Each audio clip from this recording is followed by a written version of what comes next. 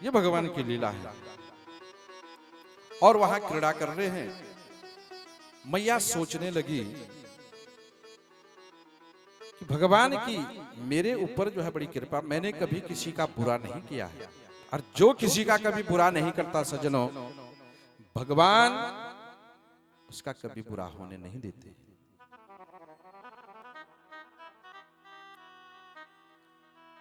ये हमारा प्रारब्ध होता है। हम पर जो है कभी विपदा आती है, हमारे घर में कभी जो है अप्रिय घटना कोई घट जाती है, तो हम भगवान को दोषी मानते हैं।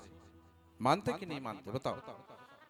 भगवान को कहते हैं कि देख, मैं तेरी इतनी पूजा करता था, तेरी इतनी पूजा करती थी, रात दिन मंदिर जा रहा हूं, जा रही थी, और तूने मेरे साथ ऐसा कर दिया। भगवान किसी का अमंगल नहीं करते हैं। मंगल भवन अमंगल है, वो है ना भगवान। तो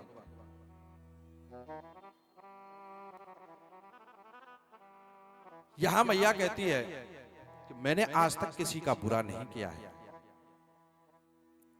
मेरा कहना जो है बच गया। मेरा लाला जो है इतना बड़ा शरीर पड़ा हुआ है, और मेरा कहना जो है अभी 2 दिन का है? और इसके ऊपर अगर ये शरीर गिरता तो क्या होता? ये तो चला जाता। लेकिन मैंने, हे प्रभु,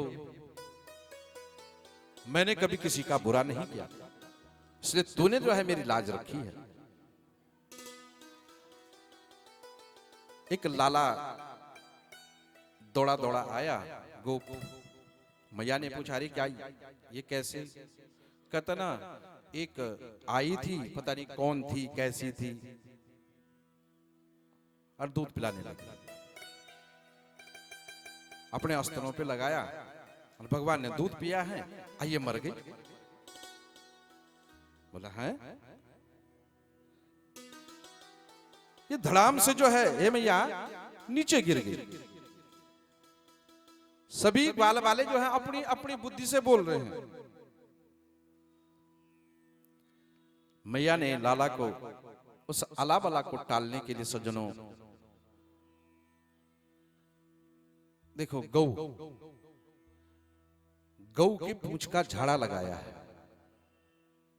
गौशाला में ले गई, और गाय के पूंछ से, जैसे हम लोग भी जो है मंदिर, कभी अगर सर दर्द हो गया या बुखार नहीं उतर रहा है, मंदिर में जाते हैं किसी गुरुजी के पास से, तो गुरुजी जो झाड़ा मारते हैं, उसी झाड़ा ही कहते ही थे, ही कहते चाड़ा चाड़ा, वो वाला चाड़ा तो नहीं ना, वो चाड़ा है। बोल बाकी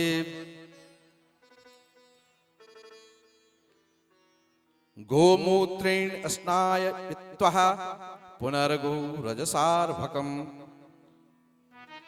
गाय की पूंछ का झाड़ा लगाया, 8 मंत्रों से मंत्र बोले, और 8 और कहने लगे, हे गौ माता, मेरे इस लाला का हमेशा जो है ध्यान रखना, इसकी अलाबला तू ही डालने वाली है। और झाड़ा लगाते ही गौ माता से जो है प्रार्थना की। तो नंद बाबा जो कर देने के लिए गए थे, वो वापस आ गए। अब नंद बाबा जो हैं जब वापस आए हैं, तो सभी ग्वाल वाले दौड़े दौड़े जो हैं नंद बाबा के पास पहुंचे। नंद बाबा ने देखा, अरे ये कौन है भाई इतना?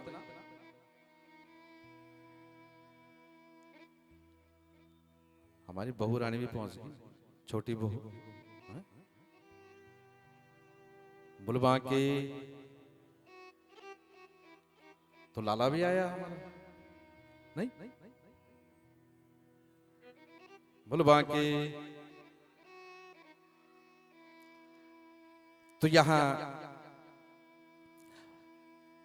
नंद बाबा वापस आ गए और कहने लगे, अरे मेरा जो दोस्त है ना, वो शायद पक्का ज्योतिषी है, उसने मेरे को पहले बता दिया था कि यहां से जल्दी चले जाना, वहां बमंडर होता है। अरे यहां तो सही बात है, यहां तो बमंडर हो गया, तो पक्का ज्योतिषी है भाई। ग्वाल वाले कहते हैं कि बाबा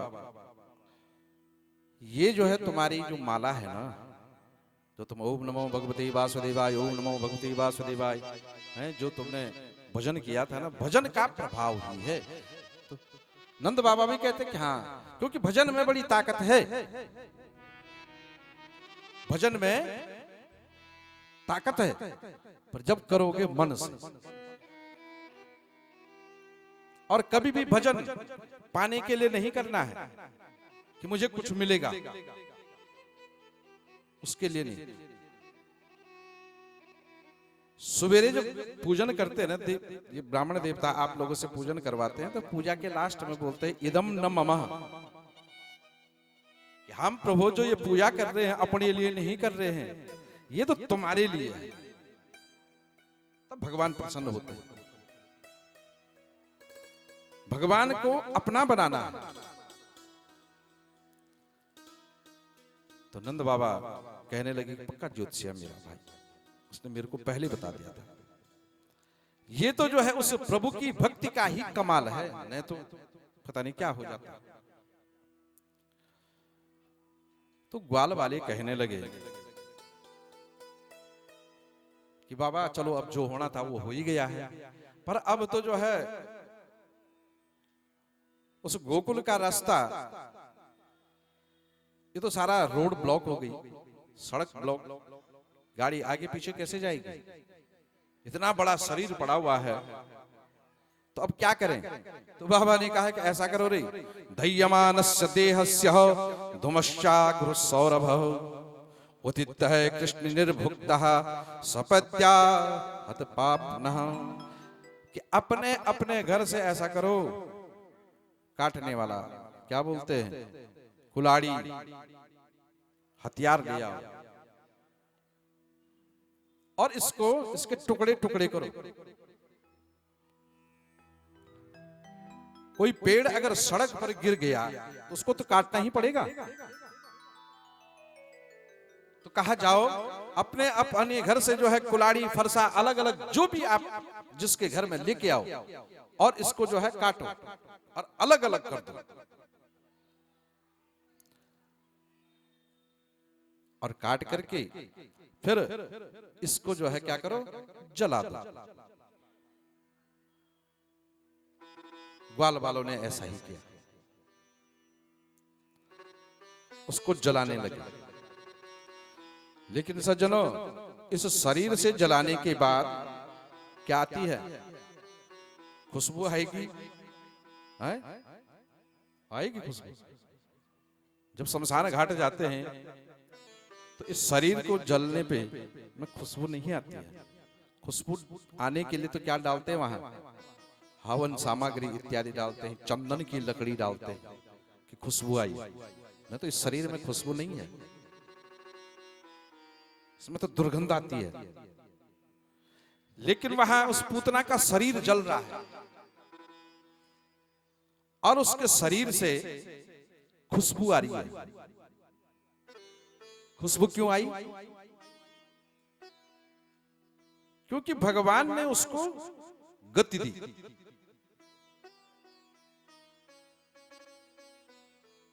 भगवान ने उसको गति दी है मां जैसी, इसलिए उसके शरीर से जो है ना बहुत अच्छी खुशबू जो है फैल रही है। उसका जितना बड़ा गंदा नाम था उतने बड़ी उस पे जो है खुशबू आने लगी। ये कथा संदेश देती है कि प्रभु के चरणों में जीव अपने को अगर जोड़ लेता है, लगा देता है, तो जीव को प्रभु का सानिध्य हमेशा हमेशा के लिए मिलता है, प्राप्त हो जाता है। तो भगवान ने मां जैसी गति वहां पर मौसी को दे दी, क्योंकि भगवान जन अवगुण प्रभु आप न काऊ। कभी कभार भगवान अवगुणों को भी अपनाते हैं, क्योंकि वो अवगुणी थी, स्वयं गई है, हाथ खड़े कर दिए कि भाई मैं स्वयं आ गई हूं, देख कंस की भेजी हुई हूं और बच्चों को मारने वाली है, खा लेती है, बताओ मारना भी कहा, छोटे छोटे बच्चे। भगवान ने जो है गति दे दी। सुखदेव स्वामी कहते हैं कि राजन, भगवान का नामकरण संस्कार का समय आया। लाला जो है करवट जो है बदलने लगे। नामकरण भी होता है, और जब सजनों हमारे घर में कोई छोटा बच्चा होता है ना, और वो छोटा बच्चा अगर थोड़ा सा करवट बदलने लगे इधर उधर अपने आप ही, तो माताओं को बड़ी खुशी होती है, आज मेरा लाला जो है करवट बदलने लग गया, अपने आप ही जो है उल्टा और सुल्टा। और जब चलने लगे घुटनों के बल पर, तो और भी प्रसन्नता होती है, खुशी छा जाती है। और जब पैरों से ही चलने लगे तो बहुत खुशी होती है। तो यहां मैया कहने लगी कि लाला तू जरा सो जा,